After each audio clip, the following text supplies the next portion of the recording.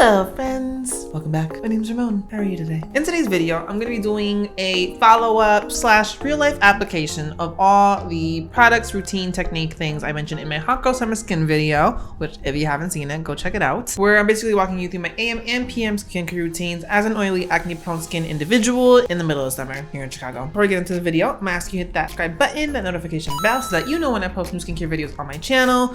Go check out all my sunscreen content, which is like 80% of the content I produce now. Give this video a thumbs up, and down below in the comments, what are some of your summer skincare staples that you can't live without when it's hot, muggy, humid? Let me know. Here we are, first thing in the morning. You see me in my Fenty robe, my Fenty head scarf. First thing I do anytime I'm about to touch my face, whether it's skincare or makeup, day or night, is I wash my hands. Don't forget, whatever's on your hands gets on your face. Could exacerbate breakouts and acne and whatnot, so just make sure anytime you're touching your face, wash your hands. I've mentioned this time and time again on my channel. In the mornings, I don't cleanse. I simply rinse my face. I don't necessarily get really oily or really sweaty throughout the night. So in reality, I'm just kind of rinsing off whatever residual skincare might be on my face, whatever residual saliva might have dried on my face overnight, and getting into the actual skincare routine. If you find that you are someone who does get oily in the morning, cleanse is okay. I would target that cleanse more in the areas you're suffering that oiliness or areas that you get more oily or congested throughout the day.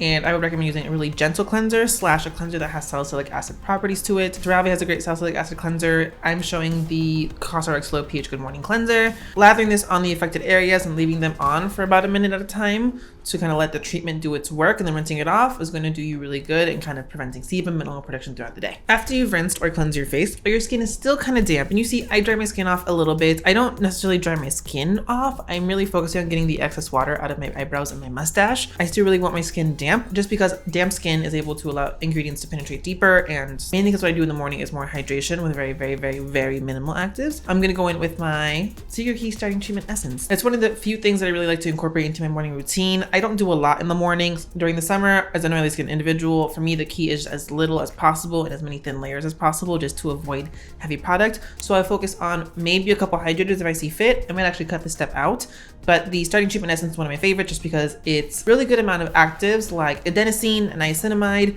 in a very hydrating vehicle. Since today I felt like doing a little bit more in terms of prepping my skin, I'm going to go in with a couple more hydrators. Next on the list is the Hada Labo Whitening Lotion. The same way that I did with the essence, doing a few drops in my hand, patting that where I want it. Hada Labo toners are really rich in hyaluronic acid, so they're just gonna, again, add more hydration, humectant properties to your skin. This one has the arbutin. If you don't want that, the OG Goku Jyun lotion is a really great option as well. That was kind of a staple in my skincare routine for a long time. And the next on the list is going to be the I'm From Mugwort Essence. Kind of newer into my skincare routine. I like this essence a lot specifically because the viscosity of it's a little bit richer.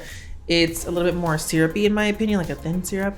And mugwort itself is a really soothing agent. So you have the adenosine, the niacinamide, and the Starting Treatment Essence. You have the mugwort in this one. Those are great soothing ingredients for your skin. I like personally during the summer just because with sun exposure, UV exposure, the potential skin stress as a result of that, they're just good ingredients to have in your skincare routine. Every once in a while, if I have it, I'll do vitamin C. I showed the product in my nighttime routine, but generally after my hydrators, I'll go into the vitamin C serum. Again, I make a DIY serum, which I talk about all the time. Check out Labo and Beauty Science's video for the DIY on that. Vitamin C is a great antioxidant, which paired with sunscreen is gonna give you really good free radical protection, and they boost a little bit of the UV protection of the sunscreen as well. So at this point, I've done a lot of humectants. My skin is moist. And again, you don't have to do all of these, but this is the step where you then go and you want to lock that in. And you can do this in 2 steps. One of them is mandatory, one of them is kind of optional, but kind of gauge your needs. The optional step is moisturizer, and just hold up. Just wait, I'll explain why. But you don't necessarily want to do a lot of layers of occlusives. If you have oily skin like I do, sometimes too much can feel too heavy and it makes things slip slidey, so just cut back where you can. If you are going to do moisturizer, I strongly recommend stick to gel textures. You can see in the video, I'm using my Neutrogena Hydro Boost Body Gel, fragrance-free, sensitive skin, which is really great, just straight to the point, very hydrating moisturizer. It has sodium hyaluronate, hyaluronic acid, a lot of other great hydrators, but it's not going to sit heavy on the skin.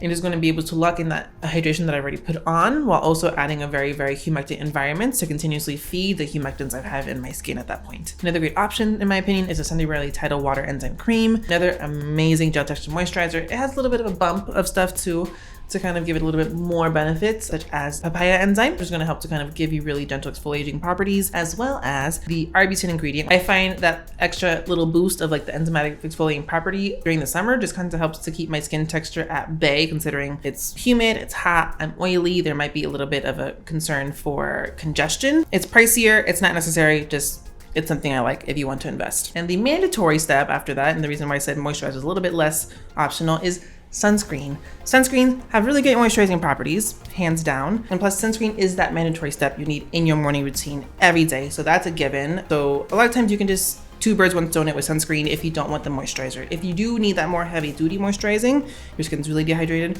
go ahead and use one. But sunscreen's where it's really at. You see I'm using the Biossance, which y'all know my opinion on Biossance, but I just wanted to test it out one extra day. But this is a really great moisturizing sunscreen that if it works for you based on the parameters that I've mentioned in that video, go check it out. It's a really great option. You can see I'm measuring out a 1/4 teaspoon, and that 1/4 teaspoon is the amount of sunscreen you need to be putting on your face, your ears, and your neck every day in order to get the SPF protection that is on that bottle. Just know that. I have a lot of great videos on sunscreen where I mention sunscreen recommendations for a lot of different skin types.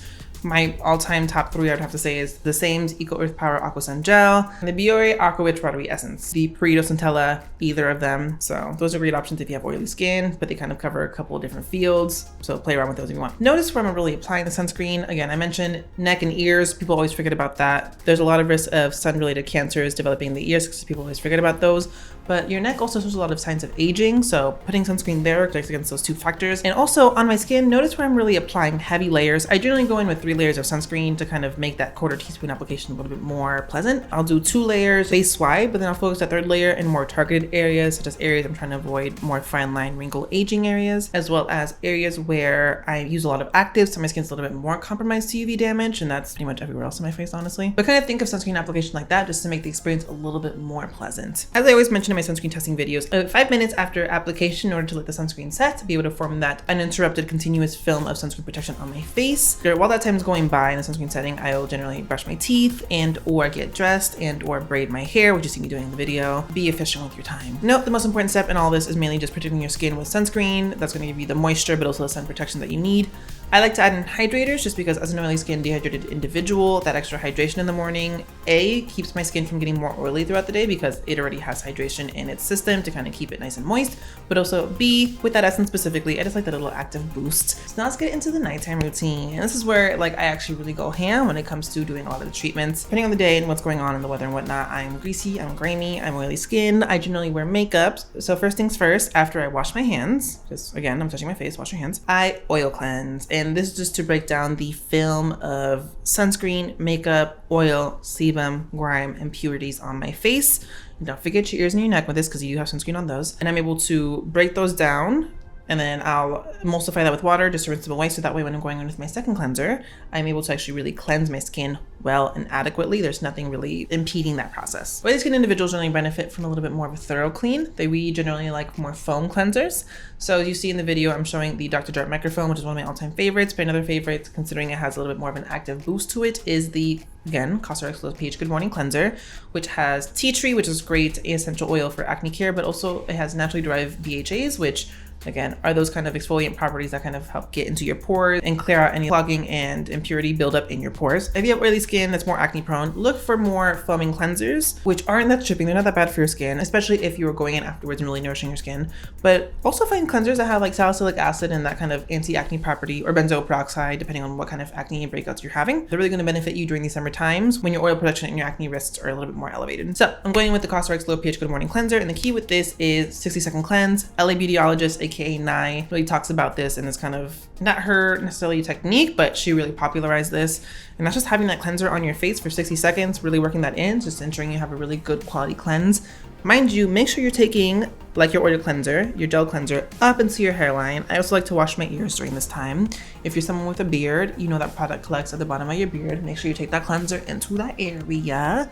60 seconds on your face, surprisingly goes by really fast, but just make sure you're cleansing your skin well and getting all that excess sunscreen, makeup, impurities off your face. And much like my morning routine, while your skin is damp, we're gonna go in with our humectants. I'm starting with my TQQ Starting Treatment Essence, which you know why. Because it's nighttime, I'm doing my bedtime routine right now. So with that essence, and then with the Hada Labo Whitening Toner, which you see I'm using, I'm taking those on my face, similar like I did in the morning, a few drops, pat them in, but I'm also bringing that down into my neck, really infusing that moisture, that humectant property into my neck as well, my neck and my chest. And then I'm also going in with my Mugwort essence. Again, it's been a long day.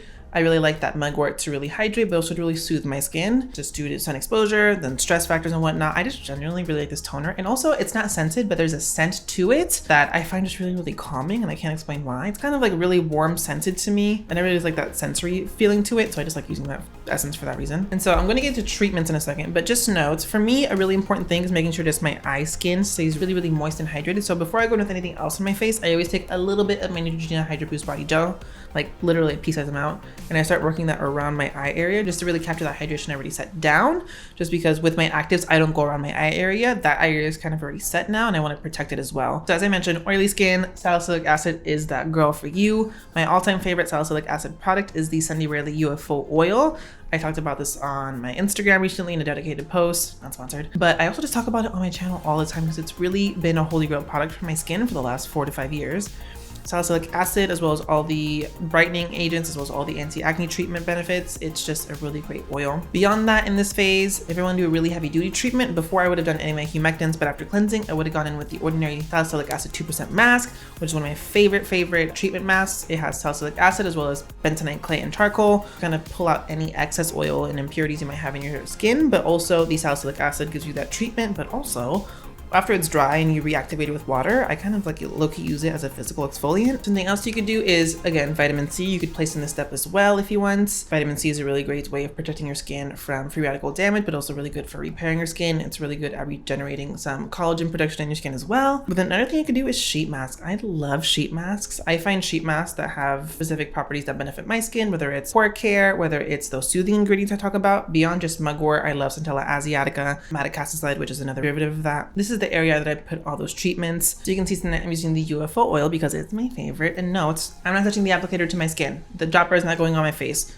A few drops in my hands, massage it in my fingers, and then I press that where I want it, just because it's going to give me the proper application where I want it. Tap that in, let it sit for a couple minutes, and then I can go on with the next step. If I'm not using salicylic acid, I will use retinol. Retinol is one of my favorite ingredients, period, just because it does so much for my skin. But because I'm using salicylic acid, I'm going to skip retinol tonight, but generally I would love to use retinol. And I use it before moisturizer just because my skin's really used to the retinization process and don't worry about irritation as much anymore.